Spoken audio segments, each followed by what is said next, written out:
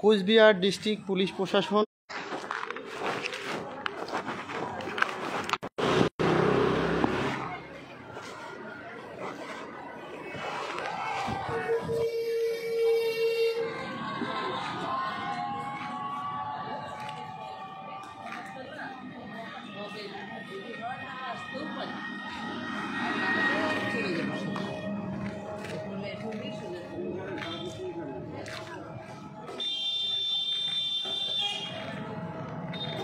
আমি জাস্ট একটা রিপ্লাই চাই যে কারা কারা আমার লাইভটা দেখছি।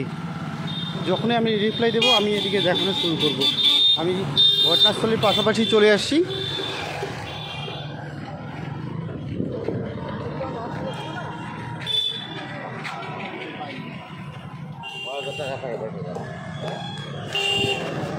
যদি আমি আমার পকেটে ডাকলাম, যদি দেখা যায় প্লিজ একটু আমাকে জানাবেন।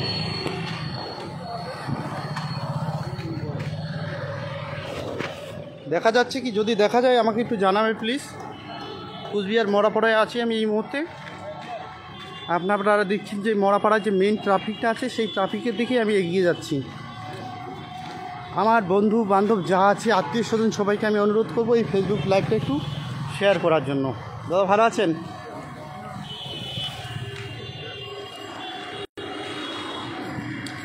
একটা জিনিস আপনাদের যেতে যেতে বলতে চাই,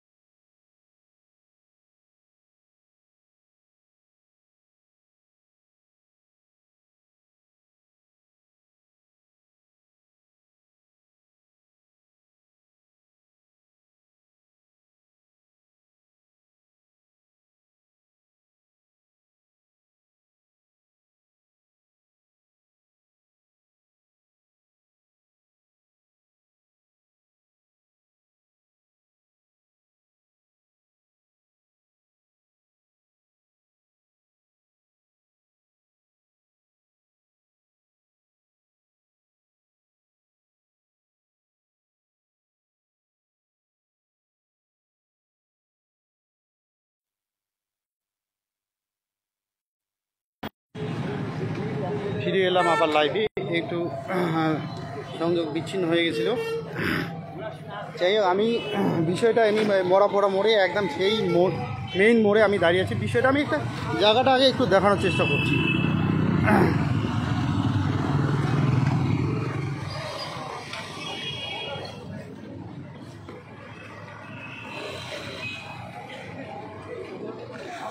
মেন বিষয়ে যাচ্ছি। হ্যাঁ,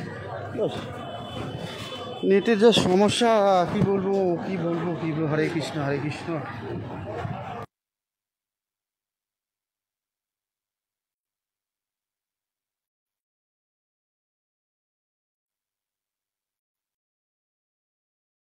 আমি একটু কিন্তু এখন আঙুর ফল খাবো মনে হচ্ছে, এটা আমি করিস নিব মনে করি।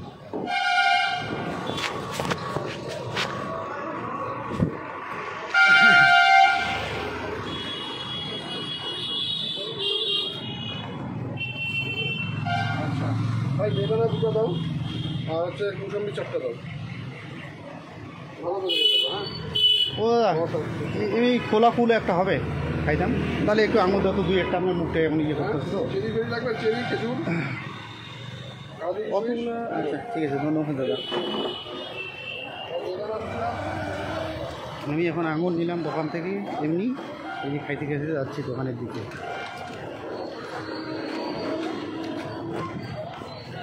বাহ, সুইট টেস্টি বর্তমান আঙুরগুলা। ও দা, একটা মিঠে পাতা হবে, মিঠে পাতা দাও একটা। আর দাদা, আজকে তো সমস্যা হইতো, আমি যদি টাকাটা দিতে না পারতাম কি হতো, আমাকে যেতে দিতে না। দিয়ে গেল পরে দিয়ে না না, আমি গেলাম, আমি ফলমূল আছে অনেকগুলো আমার কাছে, বুঝছো, ওগুলো বাড়িতে রাখার জন্য গেলাম। তো কেন দাদা এইরকম, আমাকে একটু দিলি না, হয়তো আমি পরে দিয়ে দিতাম, আমি এখানেই থাকি। আমরা যাই হোক আর কি, ঠিক আছে। সারাদিনে হাজার হাজার লোকের সাথে দেখা, ওগুলোর জন্য মনে থাকে না। যা মিথ্যা আমটা ওখানে পানি পাশে আনছো তো, পরে দাদার লোকটা আসবে, দাদা আসতেছে। আগে পাঠায় না আগে প্রদীপটা কোথায় গেল?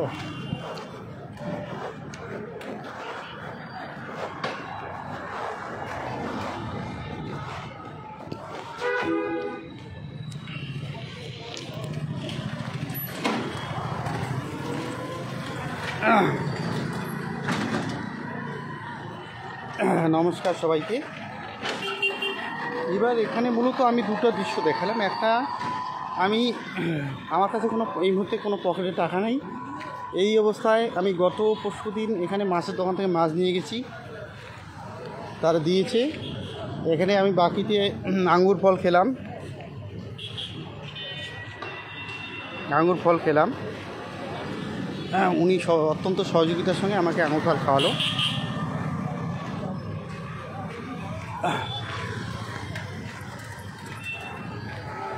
তো এই অবস্থায়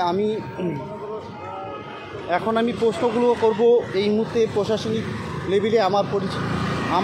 আমি যাদের আন্ডারে কাজ করছি, শুক্রাবাড়ি গ্রাম পঞ্চায়েত অফিসে গ্রাম পঞ্চায়েত সহায়কের কাজ, আমার ঊর্ধ্বতন কর্তৃপক্ষ বলতে আমি একবারে বুঝছি আমার বিডিও ম্যাডাম, শ্রেয়সী ম্যাডাম। আমি এই লাইভের মাধ্যমে ওনাকে প্রশ্নগুলো করছি এবং তার পাশাপাশি এই প্রসঙ্গ আমার সবার কাছে, এবং আমি চাই এর সমাধান, একটা বিচার, যাতে এখানে কি ব্যাপারটা হলো। আমি মনে করেন পানের দোকানে পান খেতে গেলাম, তো উনি বাকিতে দিবে না, আমাকে আগে জানিয়ে দিল, ঠিক আছে। কিন্তু আমি মনে করেন ওনার কাছে 35 টাকার একটা খরচ দিয়েছিলাম একটু আগে।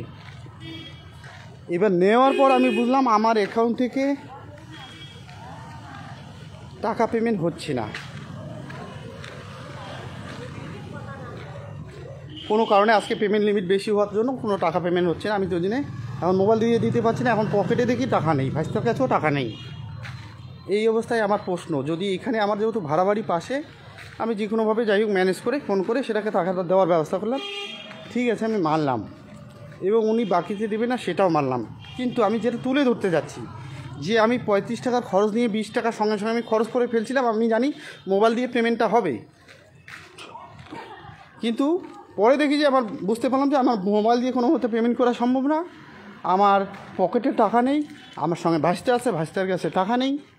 কিন্তু আমি সমাধান করলাম এইভাবে যে আমার অফিস কলিগ নুরজামাল হক আছে, ওই দাদাকে ফোন করলাম যে দাদা তুমি একটু টাকাটা পাঠিয়ে দাও। ওই দোকান থেকে বারকোড নেওয়া হলো, আমার ভাইস্তা নিয়ে আমাকে পাঠিয়ে দিল, আমি আবার নুরজামালকে দিলাম। নুরজামাল দা সেই টাকাটাকে দোকানের অ্যাকাউন্টে পাঠিয়ে দিল আর কি। আমি জানি না দোকানের কী নাম ধাম আছে, যাই হোক আমি জাস্ট এখানে একটা বিষয় তুলে ধরলাম। এবং এখন আমার প্রশ্ন আমার বিডিও ম্যাডাম শ্রেয়সী ম্যাডামের কাছে, ম্যাডাম আমি অত্যন্ত ফ্যান বলা যায় আপনার, কারণ আপনি এক নম্বর কথা বলছি,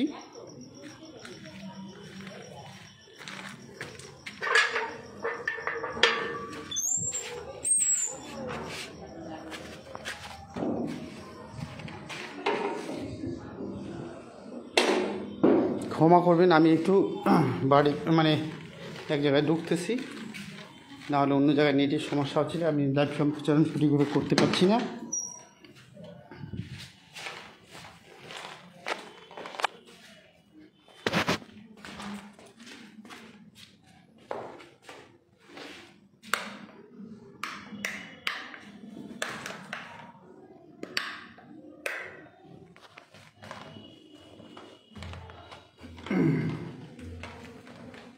এমন একটি জায়গায় যাচ্ছি এই সনেটে যেখানে কোনো সমস্যা হবে না, ক্ষমা করবেন এই সমস্যার জন্য।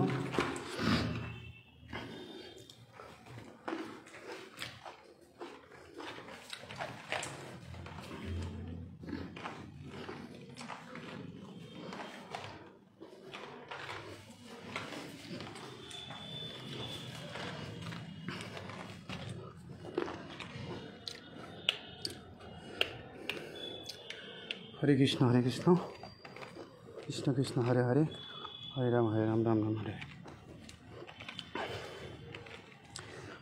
এবার আমি সরাসরি, ক্ষমা করবেন দেরি করালাম আপনাদের, যারা দেখছেন আপনাদের সময় নষ্ট করালাম।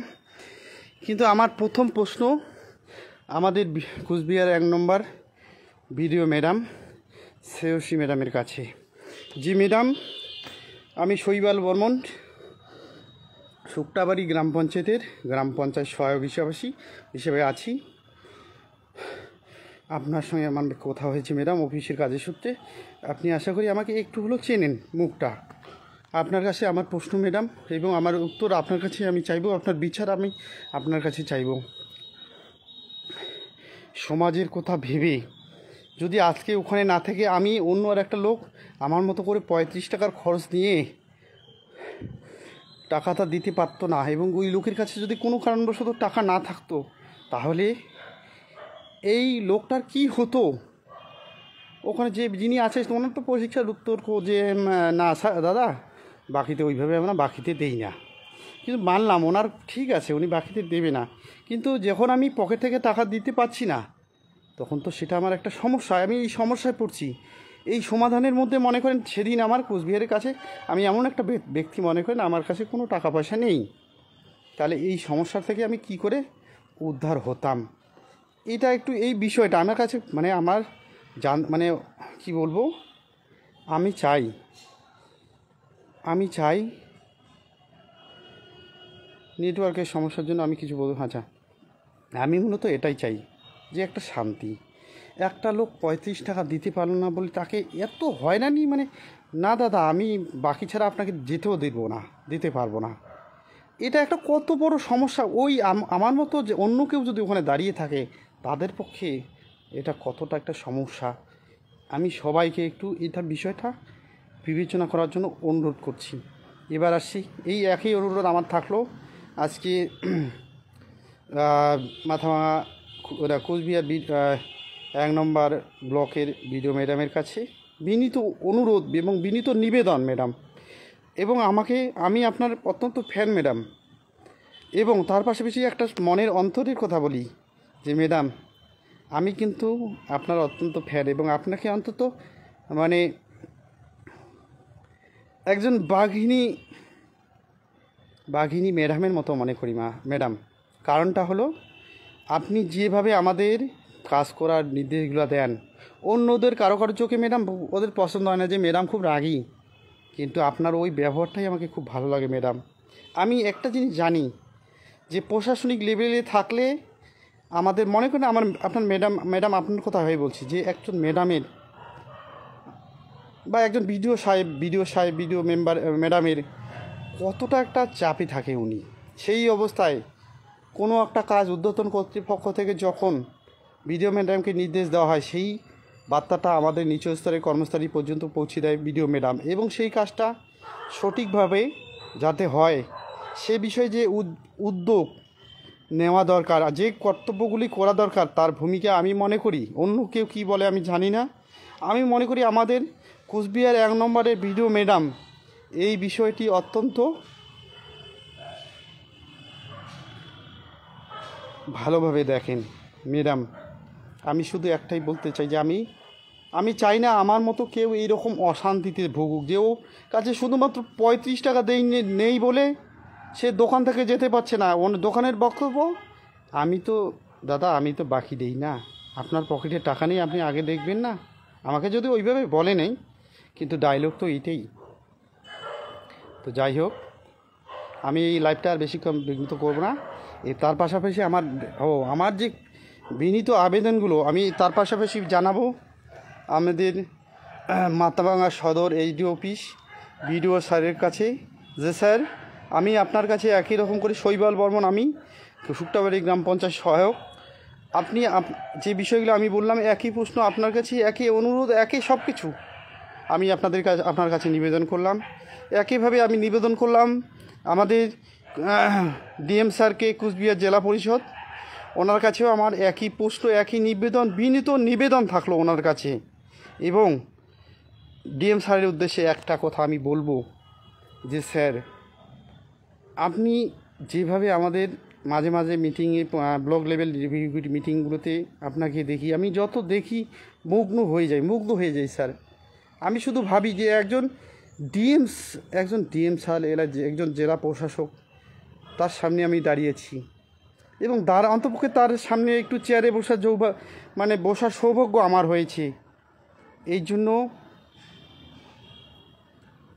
আমি অত্যন্ত নিজেকে সৌভাগ্যবান মনে করি, এবং আমি গর্বিত যে আমি একজন রাজ্য সরকারি কর্মচারী। আমি বর্তমানে শুক্তাবাড়ি গ্রাম পঞ্চায়েত অফিসে আছি, এবং তার পাশাপাশি একটা বার্তা আমি সবাইকে জানিয়ে দিতে চাই যে শুক্তাবাড়ি গ্রাম পঞ্চায়েত এখানে বলছে মূলত যে এখানে মোটামুটি একটা আনুমানিক হিসেবে বলছি যে মোটামুটি এখানে 70% মতো মুসলিম সম্প্রদায়ের মানুষ আছে, বাকি হলো SC ST OBC। এখানে একটা সমস্যা হয়েছে, আমি জাস্ট একটু তুলে ধরছি, আপনারা বিচার বিবেচনা করবেন। আমি আর তার পাশাপাশি একটু বলবো, আমি নিজের ফিডব্যাকের জন্য আমি কি বললাম, আমি সেটার একটু ফিডব্যাক আপনাদের কমেন্টের মাধ্যমে চাই। আপনারা দয়া করে একটু বিষয়টি ফিডব্যাকে জানাবেন। তার পাশাপাশি আমি কুচবিহার জেলা প্রশাসন, পুলিশ প্রশাসনের কাছে আমি দ্বারস্থ হলাম এই বিষয়টি একটু দেখার জন্য, যে 35 টাকার খরচ কোনো দোকান থেকে নেওয়ার পর যখন দেখলো তার পকেটে 35 টাকা দেওয়ার মতো নয়, এবং সেই দোকানে বলতেছে দাদা টাকা তো আপনাকে দিতে হবে, আমরা বাকিতে দেই না তো। এবং আপনি এখান থেকে জিনিসটা নেওয়ার আগে 35 টাকা পকেটে টাকা আছে এটা কি না সেটা তো দেখবেন। তাহলে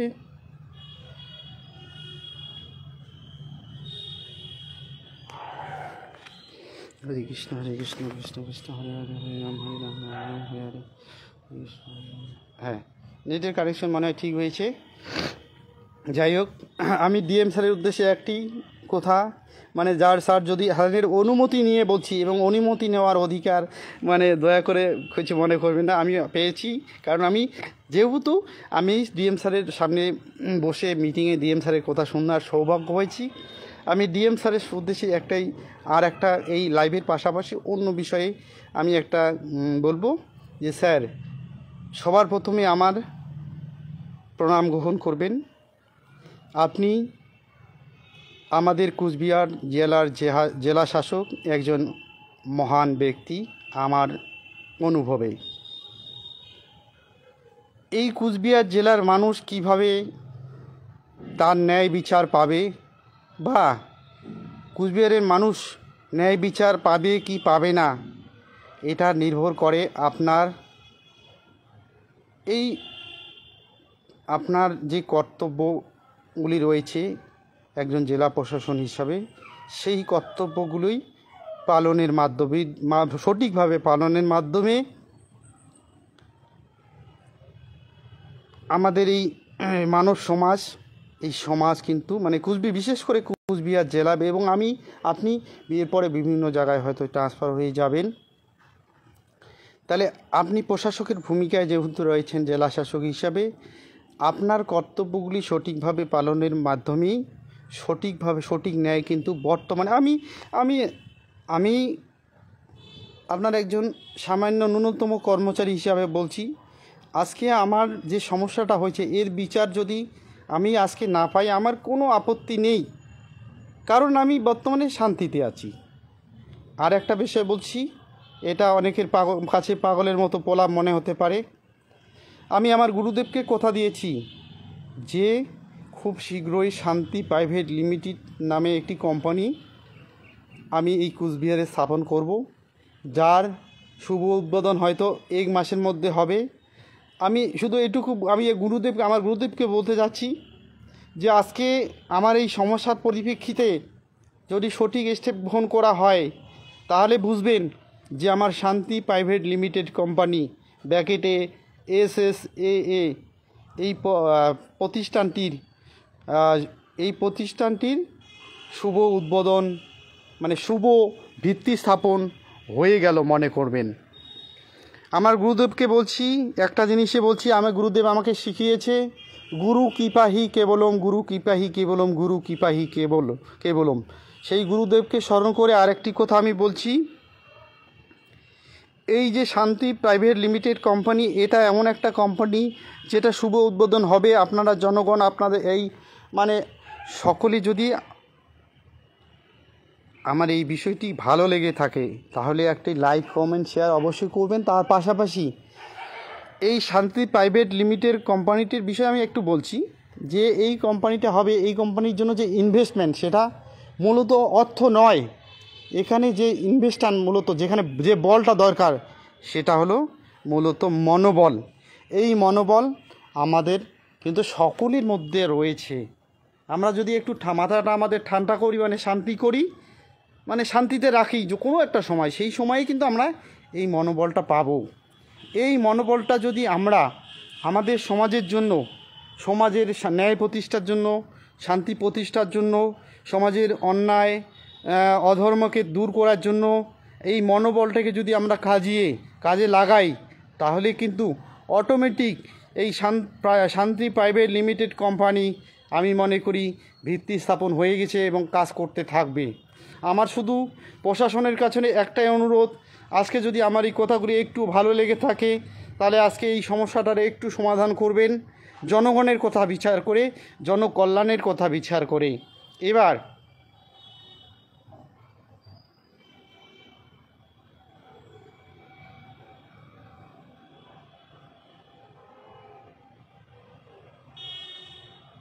যে বিষয়টা আমি বলতে চাইলাম, শান্তি প্রাইভেট লিমিটেড কোম্পানি, এই কোম্পানি এমন একটা সুন্দর কোম্পানি, আমি শুধু প্রশাসনের কাছে আমার ভবিষ্যতের হিসেবে একটা অনুরোধ রাখবো, যদি এই শান্তি প্রাইভেট কোম্পানি লিমিটেডের আমরা শুভ উদ্বোধন করতে পারি, একটা মানে উদ্বোধনের মাধ্যমে একটা মানুষকে জানিয়ে দিতে পারি, এখান থেকে একটা শুধু বার্তা এই কোম্পানি থেকে মেইন উদ্দেশ্য যেটা লক্ষ্য আমারই বলা যায়, এবং আমার এখানে সহযোগিতায় এই কোম্পানির ডাইরেক্টর হিসেবে থাকবেন আমার গুরুদেব, আমার অত্যন্ত শ্রদ্ধেয় গুরুদেব, হ্যাঁ, আমার প্রিয় মানুষ, প্রাণের মানুষ শ্রী জয়ন্ত কুমার গোস্বামী মহাশয়। উনি আমাকে বলেছেন যে এই কোম্পানি যদি স্থাপন করা হয়, ওনার উনি থাকবেন ডাইরেক্টর হিসেবে। গুরুদেবকে আমি বলছি, গুরুদেব আপনার আদেশ আমি শিরোধার্য করে নিলাম, আমার দায়িত্ব কমে গেল, এখন ডাইরেক্টর আপনি কিভাবে কি পরিচালনা করবেন আপনার দায়িত্ব। যাই হোক, যেটা বলতে চাইলাম যে এই শান্তি প্রতিষ্ঠার জন্য অর্থ বলের দরকার নেই, দরকার শুধু মনোবল।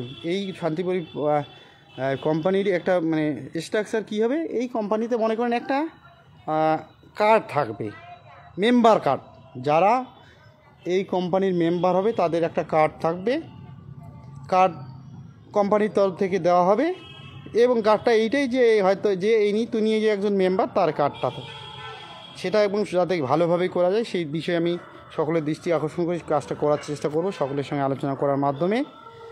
এবার যারা কমিটির মানে এই কোম্পানির মেম্বার হবে তারাই একটা করে পার্ট পাবে। কার্ডের মোটামুটি কয়েক ধরনের কোয়ালিটি থাকবে মেম্বারের কোয়ালিটি অনুযায়ী। আর কিছু বললাম না, সবাইকে অশেষ অশেষ ধন্যবাদ জানিয়ে কুচবিহার জেলা পুলিশ প্রশাসনকে আমার ধন্যবাদ, নমস্কার, প্রণাম জানিয়ে, আমার কুচবিহার জেলা শাসক ডিএম স্যারকে আমার প্রণাম জানিয়ে, কুচবিহার সদর মাথাভাঙা কুচবিহার সদর এসডিও অফিসের কর্ণধার ডিএম মানে এসডিও স্যারকে আমার প্রণাম জানিয়ে, এবং